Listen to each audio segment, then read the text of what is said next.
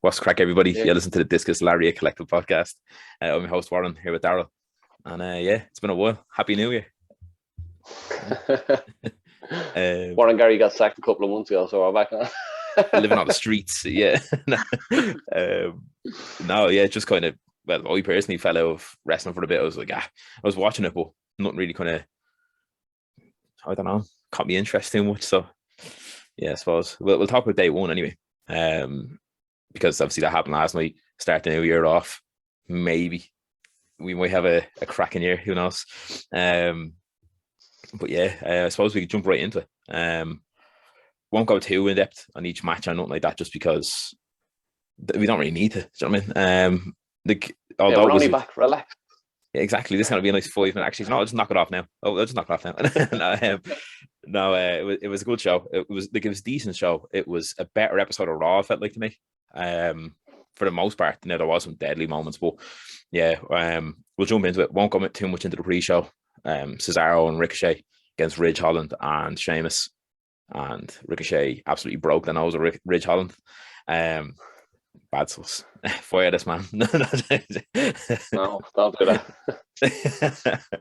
No, in terms of the main card though, like it opened with the Usos against New Day. Guaranteed a banger. We were just saying that before we came on. They've wrestled each other hundreds of times now, especially over the past, say, 5 years, 6 years. I don't even know how many times they've wrestled each other. I'm going to look that up one of the days just to see the crack, but it's always good. I don't think they've ever had a bad match together. And last night was no exception. As I said here, when I turned it on, the scene, I was like, it's just going to be a bit of filler maybe. Like, but I suppose them four lads can't do that. You know what I mean? That's probably in the back of their head. Like, let's try outdo each other at every turn. Like, yeah, real good match to start. The crowd were into it. It was sold out as well last night, and the crowd were pretty loud. Even just not that buzz beforehand where you hear people talking in the crowd.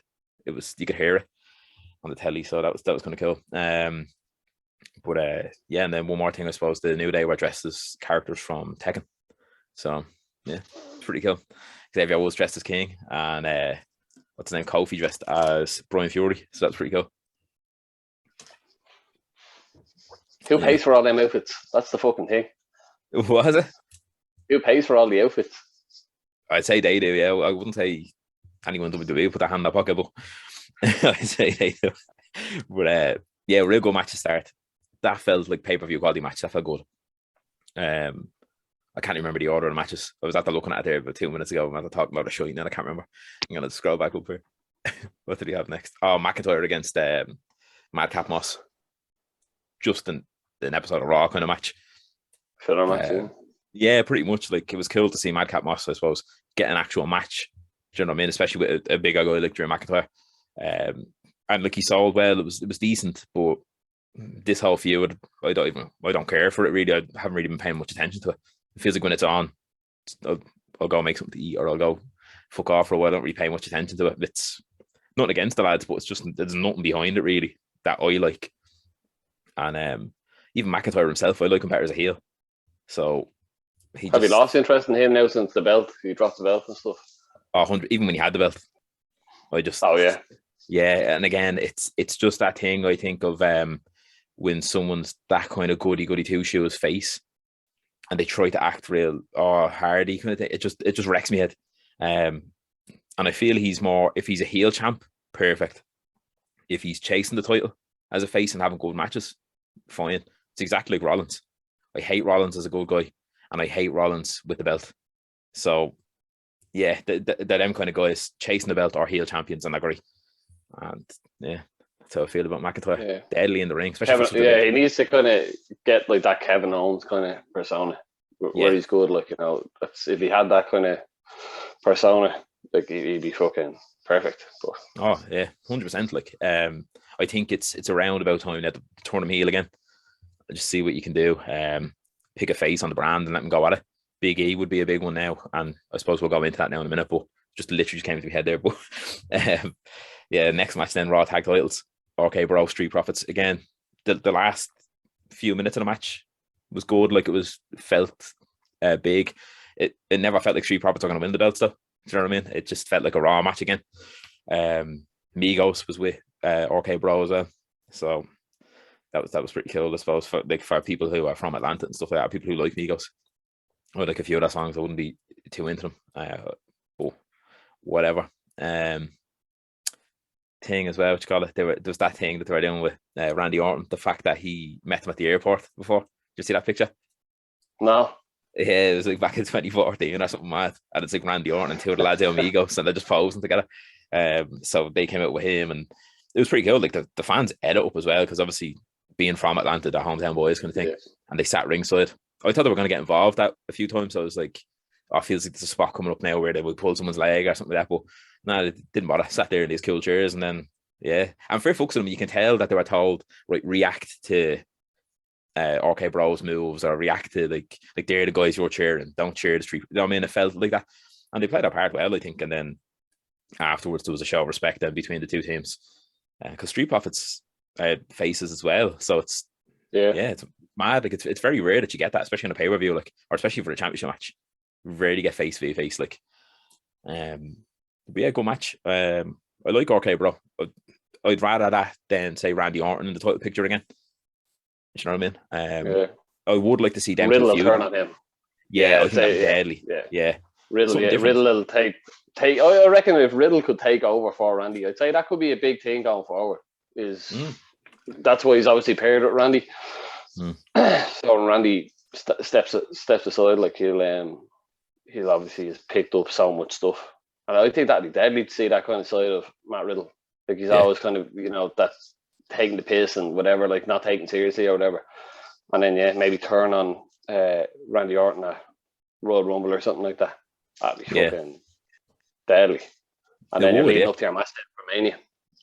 Yeah, I'd like to see them have a match, like with a bit of weight to it. Like 100%. Like if they end up being in the Rumble, Riddle could eliminate Randy from the Rumble, or if they defend the titles at the Rumble, they could lose, or Riddle just screws Randy over kind of thing, and then you can go from there. But yeah, it'd be deadly seeing him turn on Randy, because everyone's expecting Randy to turn on Riddle, like, so yeah, it'd be something different.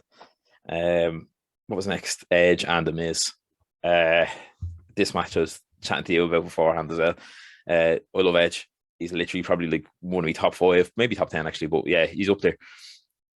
Since he's come back, he's had some deadly matches, like with Seth Rollins. That feud was deadly. But it's like every second match it feels too long or too safe and stuff like that. And they get it. He's back from like a career-ending injury. But with Edge and The Miz, I like the idea that they're going with. And the fact that they're both good talkers, and this, you can kind of build a match alone on just them two standing in the ring with a mic.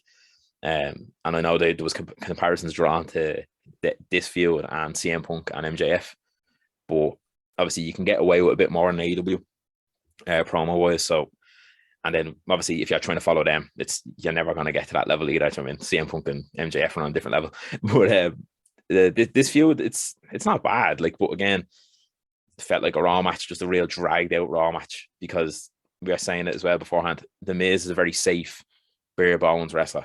He doesn't go out of comfort zone, and rightly so. That's how he made his name.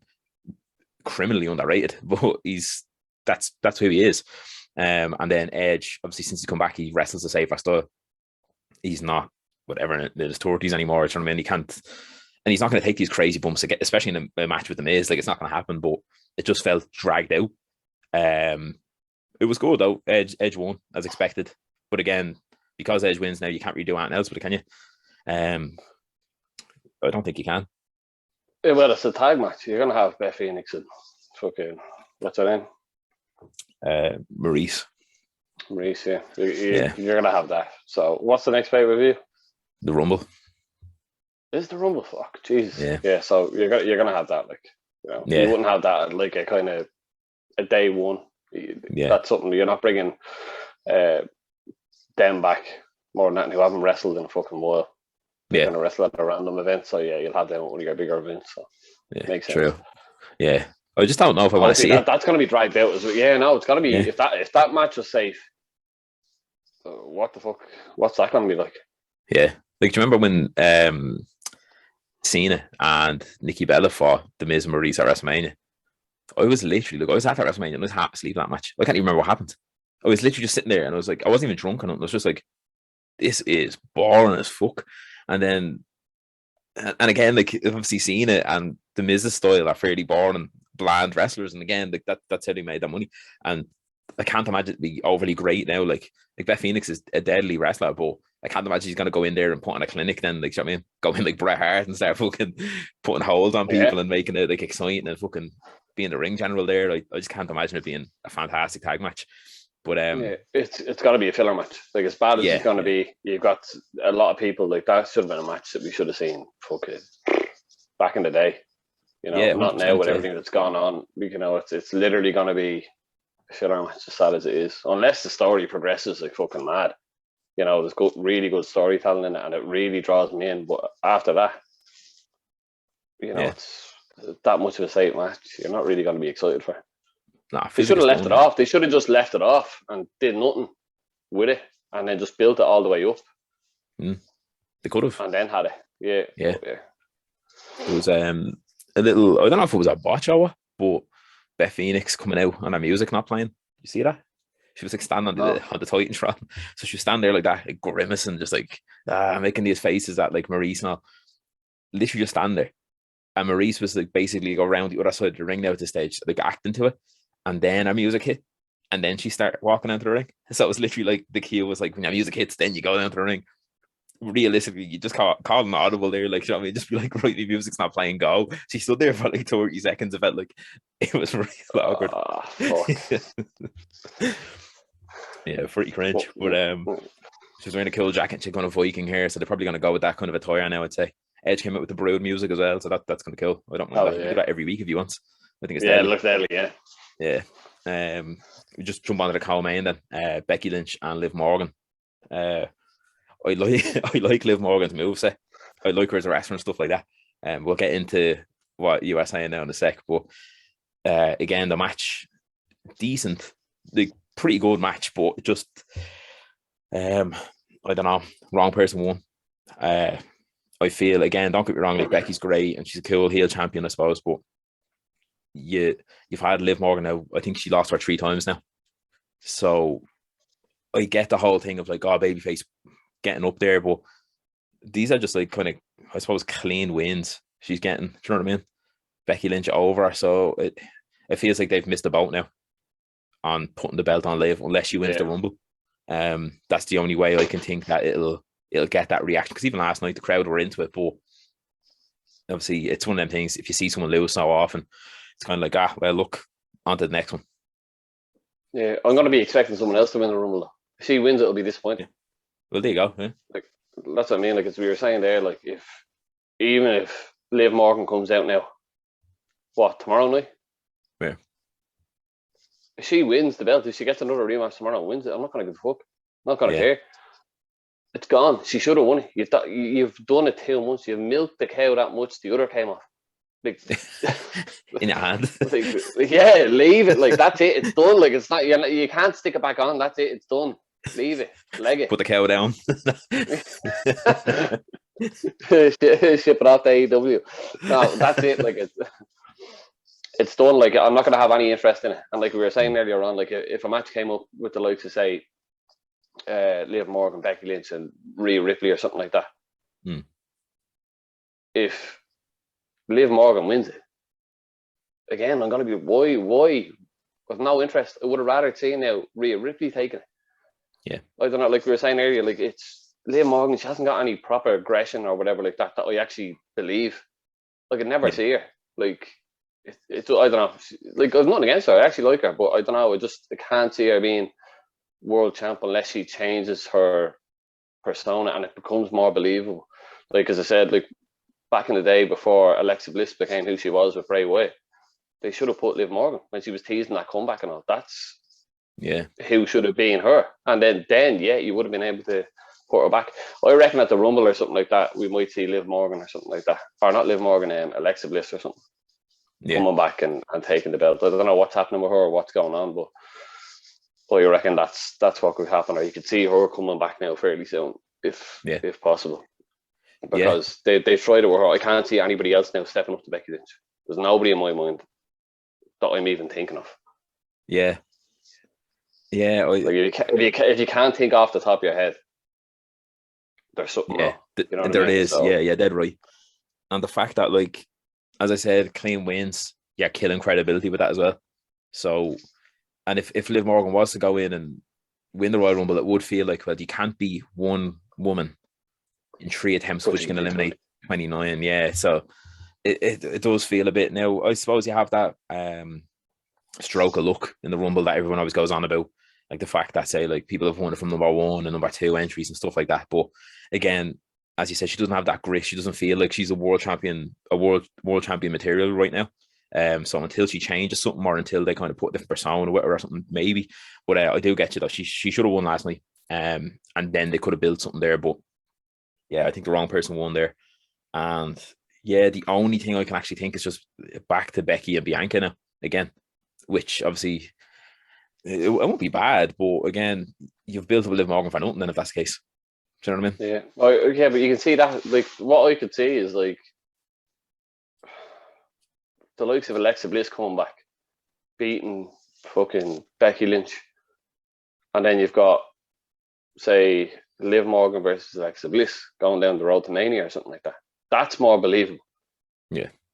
I'd believe, I'd see Liv Morgan beating Alexa Bliss, say. Yeah. And then, say, the likes of Bianca Belair then versus Becky Lynch, just for, like, you don't need, that's a match you don't need about. Yeah. Whereas if I seen the likes of Alexa Bliss versus Liv Morgan on a WrestleMania match, I'd be like, I'm going for that fucking shite. Yeah. I could, no interest. You know, it needs something to be involved in it. So yeah, there needs to be a bit more character development here. Like, I think it's starting to build, letting the wrestler take it another bit further with the fans, and they're loving it, and then it flattens out and comes down because of constant losses or just badly booked matches or something like that. You know what I mean? So I think, yeah, 100%, it's the likes of a Liv Morgan. I think, like, I would have loved to see her win last night. That would have been deadly, but that's what should have happened. And yeah, unfortunately it didn't. But I suppose we'll move on to the real creme de la creme, the main event. Fatal 5-way. Brock Lesnar added to the Fatal 4-way because Roman Reigns tested positive for COVID. I can feel the air quotations about to come up there from Daryl, but we'll get into that in a sec. After stank in the air. No, but the match itself, oh my god, like, I knew the Fatal 4-way was going to be good, and then when Lesnar got added to it, I was like, all right, yeah, we'll see what happens here. I was expecting Lesnar just to squash people, like, as he does, and literally from the get-go, it was basically like say, like a spot fest, like when you have, say, the Lucha Bros against the Young Bucks or anyone like that. I mean, any kind of match like that. That's what it felt like, but with big lads doing it. Just class. Just, it was like Lesnar cleaned house at first with, like, all the suplexes and stuff like that. He got fucked through the barrier by Bobby Lashley, which was a cool kind of moment, because you're like, right, these two boys are going to go at it eventually. I mean, enough with the teasing here. Let's do it, kind of thing. So they had that little bit there.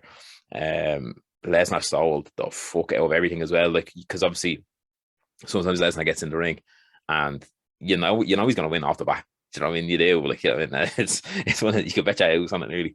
But last night when he went in, it felt like, oh yeah, he's going in to prove a point and this and that. Yeah, he probably will win. Obviously, it's Lesnar, but it felt like at more than one occasion he might not. Do you know what I mean? So he went through the announce table. What else was there? There was the part where Rollins and Owens already kept teaming up and stuff like that. They took out Lesnar. They took out Big E at one stage, I think, as well. It was good though. Like, there was just a lot. You couldn't really blink. There was so much going on. Do you know what I mean? So if it wasn't, say, Lashley and Big E outside the ring, it was Lesnar destroying the other two lads, or vice versa. The other two lads, they teamed up on him. That's what it was at one stage. And Rollins was holding Lesnar down outside the ring, and Kevin Owens did a frog splash to the outside, and all deadly. Like, do you know what I mean? And the fact that, like, everyone was getting so much offense in on everyone, they all look strong. So you're like, right, this is deadly. And it was so fast paced. As I said, I think it lasted maybe 15 minutes if you take away the entrances, I think. So yeah, 20 minutes max, I'd say. But yeah, at no point could you be like, could anyone get a breather? There was always something going on. Lesnar ended up winning eventually. The way he won, I think the right person won, but the wrong person lost. I was saying to you before we came on. Lesnar, I think, yeah, it was bound to happen. He was going to win, and that's one thing. But Big E shouldn't have at the pin. Like, there's no way he should have, especially obviously being world champion. It was crazy considering you have Seth Rollins and Kevin Owens in that match. That easily could have took the pin, and everyone comes off looking grand. But yeah, we did have a final stare down then between Bobby Lashley and Lesnar, which was pretty cool. Lesnar in the ring laughing at Lashley because he was at the beginning of the Hurt Lock. Big E interrupted it. Big E at the pin, but F5 in the pin. But it was cool to see them kind of stare down then at the end. But overall, whopper match for what it was. Like, that felt pay-per-view quality. That felt must see. Yeah, so I'm happy enough with that match, to be honest.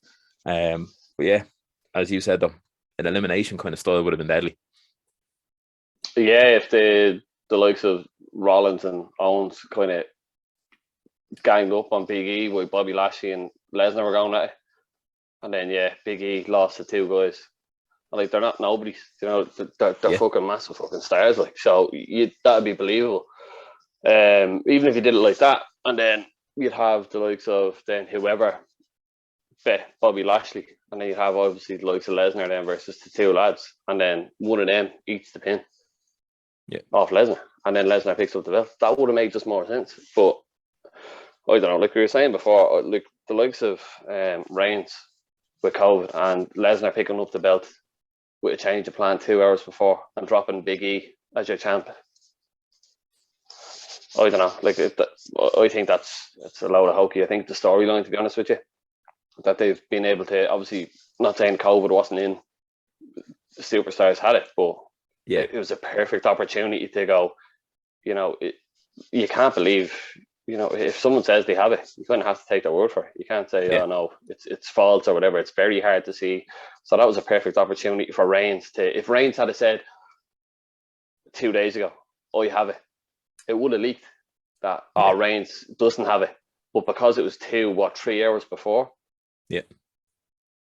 it's so hard to like get stuff out, and for people to be online, they're so invested of getting ready to watch this. That they're going to forget about it. So to me, I think it's a storyline. I think Reigns is playing Lesnar to get him out of the picture because he probably is afraid of him, like Paul Heyman's been saying. You know, that he's trying to protect him, and now he probably is like shit, and this is his way out of it. And maybe he made a deal with the likes of Adam Pearce or whoever it was that added the match, and it gets Lesnar off SmackDown onto Raw, which means who's going to go to SmackDown? They need somebody now. So to me, I reckon it could be Big E. And you might see Big E then versus Roman Reigns. And maybe Big E will pick the title off Reigns. He'll be the one to beat him. And then you've got Big E as your champ at, say, Royal Rumble. And then, say, the likes of, after that match, The Rock comes out. And then you've got, say, The Rock and Reigns for Mania. Yeah, that's what I was actually never thought of. You don't need a belt for that. So to me, that makes more sense. And then obviously you have Lesnar now on Raw, which is fucking great for Raw. But again, like the only other person that I can think of, obviously, Bobby Lashley. But other than that, I know, or not Lesnar, Rollins is betting. But the way Rollins is going lately, you know, I can't see Rollins being. No. But it's, I don't know. It's exciting. It is, It's a lot of possibilities, but AJ Styles as well. Maybe AJ Styles versus Lesnar. Yeah, that'd be deadly, actually. I completely forgot about AJ. I'm not going to lie to you. Yeah, now that you split off with Owens. Yeah, that'd be class. And he's obviously a face now as well, so. Yeah, there's like a few things you can actually do. Like, and as you said, it is exciting. I think as well with with Lesnar being back on Raw, like I don't even know. Like I'm dying to see now what they're gonna do with Reigns when he comes back. Is he gonna come out and cut a promo and be like, oh, such and such, and then say maybe Heyman come out and call him out on it? It's the guy you were ducking him. That's all that was. Stuff like that. That'd be class. And then like, you know me too well, Paul. Like there's a few bits you could think of. Like I initially thought when I seen Lesnar win, I was like, oh, maybe they're gonna be unifying belts. Do you know what I mean? Maybe they're gonna have like champion v champion, stuff like that. I'm not necessarily unify it in a way where one gets scrapped. At first, I was thinking, scrap the Universal, but there's so many wrestlers right now, it's hard to scrap a belt. You could just have like the undisputed title we had two of them kind of thing with Jericho at first.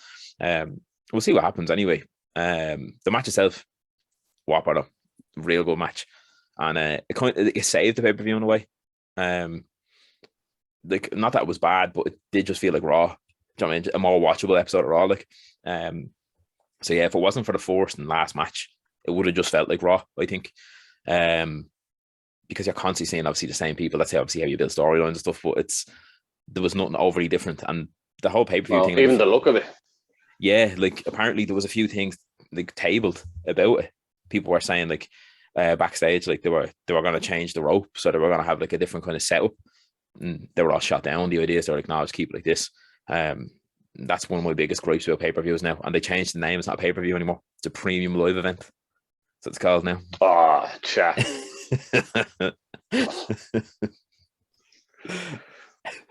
Yeah, they said it so many times as well. So many times, as they will try to get a catch on, but I can see what they mean. The way we stopped watching. Yeah, in fairness, I can see what they mean. Like, because like a pay-per-view would be like when you buy it, like say Sky Box Office, and you pay at €22 or $21.95 or whatever it is. Whereas if you have the network or you have Peacock TV or whatever, you're just paying your subscription and then watching it whenever you want. So it's on demand off the bat pretty much. But whatever, it's a weird way to say it. But yeah, next up is the Rumble. So the Rumble's when I get invested in it usually. Do you know what I mean? Yeah. That's when it starts kicking in. And that's when we started this podcast, basically this time last year. Yeah, it was. Yeah. So I was going to say like what a year, but it was about 7-8 months, and then we kind of packed it in for a bit. Yeah, no, like the Rumble I'm excited for, just because it's the Rumble. Johnny Knoxville apparently is in it. You see that? Like this is it on, man. Like fuck me. Yeah. Chap's about 60. Guy's a bag of bones. He looks scary. I'll do it. I'll jump in there. Give me $1,000.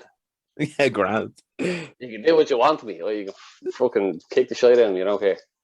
Johnny Knoxville, like, Chap's probably getting about $1 million for fucking showing his face in that. Oh, it probably is, yeah. All to promote the Jackass film, I'd say. Yeah. I wonder will The Rock come back at that? Rumble, isn't that that's mad, right? Everyone, including myself, every time there's a big event, it's like, yeah, The Rock and Reigns. It just is. It's that match that, like as you said, you don't need a belt, you don't need any build for it. That could be announced 2 hours beforehand, like the COVID test. It literally could. You'd be like, glue it to it, and it'd be that kind of thing where it won't be to the scale of Rock Hogan. We just stand there, they look at each other for 5 minutes, and the crowd's just loving it. It would be close enough to it, though. But it could be now. Yeah, it could be now. Yeah. Like if this was when Reigns was a face, yeah, it wouldn't have been like that. But the fact is now, that's a part of me that I think Raw needs something big now, and that's why they've gotten Lesnar back. I think that's why they've taken Paul Heyman from SmackDown, because Reigns is that confident now, and what they have there is so good that they don't need Paul Heyman anymore there with him. Yeah. He's comfortable enough in his own being a heel. So yeah, SmackDown now is at a point where it's grand. You will tune in nearly every week. Yeah. And now they need to build Raw again. How do we build Raw? What was the main thing on that? Fucking Brock Lesnar. Let's take him back, and Paul Heyman, and let's build something the likes of AJ Styles and that, Bobby Lashley and that. You're gonna have MVP and say Bobby Lashley with Paul Heyman and Brock Lesnar going forward. Yeah, like that's fucking like juicy promos. Anyway. Yeah, and then obviously then you build around it. Then whatever else you have, like you obviously have AJ Styles then as well, almost like Street Profits, RK Bro, Riddle. You've got a lot. It's actually starting to come together all right now. Yeah. And then you got Seth Rollins, Kevin Owens. Fucking hell. Yeah. I think they'll have that workhorse match at WrestleMania. That's my guess. Do you know what I mean? Or it could even happen at the Rumble. I don't know. But I can imagine they'd both be in the Rumble. But I think that's going to lead up to that workhorse match at WrestleMania. Like the way you had, like, say, what was it, Owens and Jericho a few years back and stuff like that. Little special attraction match, but where like you get a real good 20-minute match, 25-minute match even, and you're like, oh yeah, them boys stole the show. So yeah, I'm actually looking forward to seeing what them two boys do. Yeah, it's exciting. Hopefully Raw's better than what it was fucking last year, the last couple of years, because it's absolute tripe. Oh, literally, like I can't even watch it anymore. Like, so I'm gonna try watch it on Monday. Heard I was thinking as if it changed the day there. Did you hear me? Oh, I'm gonna watch it on what day? Yeah. Longest weekly running episodic TV show, as they say. I'm gonna try sit there and watch it on Monday. See what the source is, see what kind of stories that's starting trying to build, because it feels like a bit of a reset. Watch the highlights. Yeah, it does. Yeah. definitely watch the highlights. In fairness, I'm saying I'm going to sit there and watch it. I'm not. I'm going to be like that, glued to my phone probably, and then I'll fall asleep. That's what's going to happen. But yeah, hopefully it's the start of, like, obviously New Year. Day one wasn't a bad pay-per-view by any means, but obviously Royal Rumble is usually the number one pay-per-view of the January. Royal Rumble's on a Saturday as well this year, like the way this was. Tasty. Yeah, that's deadly. I still won't watch it. You should. No, I can't imagine. When do you sleep at 10 o'clock? No, 10 o'clock, man. Sprawled out. I'll wake up just as that's over. Yeah, and then I'll watch the highlights. Or I'll be getting angry because no dickhead has it uploaded on YouTube. The age of internet piracy is still alive and well. Yeah. But yeah, so that's what we thought about day one. It was decent, good start to the year. January's really stacked, in fairness. With wrestling, like, you have this, we have there's a few like big AEW shows. I think Battle of the Belts is over the next week or two. I can't remember the date exactly. Royal Rumble then at the end of the month, the 29th or whatever. So yeah, pretty good month. And then obviously you have fucking 5 or 6 weekly shows you basically have now across AEW, WWE, yeah. And then if you watch Impact, if you're bothered, sometimes I am, sometimes I'm not. I'll watch the occasional pay-per-view, but let's not lie here. Yeah, I'm gonna jump on that MLW. MLW is kind of tickling my fancy now lately, so I might start jumping on that. Yeah, far away. Yeah, we try it out. Like, I've been watching a lot of like old school fucking like lucha libre kind of stuff, like just straight up Mexican stuff from like AAA and CMLL and stuff like that. So it's just stuff like that you can just turn on, you can just watch it. You don't have to pay attention to nothing. Just watch them boys fly around the ring. That's what I've been watching lately. But yeah, even the likes of the Japanese wrestling now, they kind of went off that for a bit, and I was like, it's just not interesting right now. But I'm kind of getting back into it now because January Rumble season, and then when it's Rumble season for me personally, I'll try to watch as much wrestling as I can.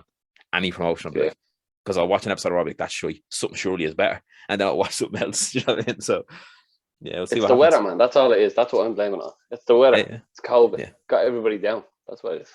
True, yeah. And that's where we look to wrestling to bring it back up. But 3 hours and Dorth, and we tell you on Monday night. Yeah.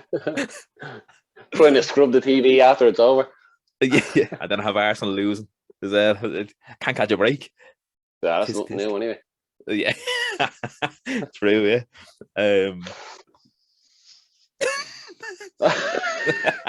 Say it to his face. Nah. Yeah, so I suppose, yeah, we'll hop off this. We've chatted for ages, actually. I suppose, yeah, we haven't done this in a while, so we'll try to get back on during the week or something. Kind of want to chat about like best of 2021 or whatever, stuff like that as well. Just kind of tide us over until Royal Rumble and stuff. It won't be a long podcast. No, the first half of the year, thumbs up. The rest of it, yeah. But yeah, so we'll call it a day here. And yeah, as always, thanks for watching, thanks for listening, whatever you are doing. Thanks for tuning in on Ham Radio with that little tinfoil hat on. Trying to listen to us. But yeah, no, hell of a year anyway. We'll do like a year anniversary kind of show one of the days as well, actually. All of us starkers. Pretty much, yeah. I'll bollock naked in front of a green screen. Accidentally move. But yeah. So cheers for listening, cheers for watching. If you do tune into this, it's been a while, but yeah, feels good to be back, and hopefully this keeps up. Hopefully wrestling's like on the up, boys. Do you know what I mean? But yeah, until next time, talk to you soon.